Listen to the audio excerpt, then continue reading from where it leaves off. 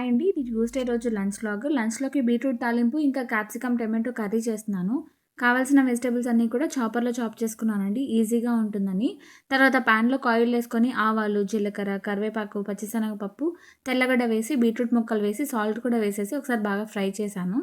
తర్వాత పక్క స్టవ్ పైన మళ్ళీ పాన్ పెట్టేసుకొని ఆయిల్ ఏసుకొని, జీలకర్ర వేసుకున్నాను. తర్వాత కరివేపాకు, ఆనియన్స్ వేసి, వేగిన తర్వాత అల్లం తెల్లగడ్డ పేస్ట్ కూడా వేసి, క్యాప్సికమ్ వేసి, ఉప్పు, పసుపు వేసి మూత పెట్టి ఉడికించాను. మధ్య మధ్యలో బీట్రూట్‌ని చెక్ చేసుకుంటూనే ఉన్నానండి. క్యాప్సికమ్ బాగా మగ్గిన తర్వాత చాప్ చేసుకున్న టొమాటోస్ కూడా వేశాను. తర్వాత బీట్రూట్‌లోకి కారం కూడా వేసేసి బాగా వేగిన తర్వాత స్టవ్ ఆఫ్ చేశాను. తాలింపు అయిపోయింది.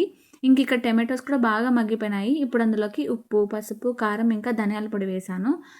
కూర బాగా ఆయిల్ పైకి తేలి దగ్గర పడేంత వరకు ఫ్రై చేసుకోవాలి. తర్వాత కొత్తిమీర వేసేసి దింపేశాను. లాస్ట్‌లో ఇంకా రైస్ కూడా పెట్టేశానండి. అంతే అండి ఈ వ్లాగ్. చాలా బావుంటుంది. ఒకసారి ట్రై చేయండి. బాయ్.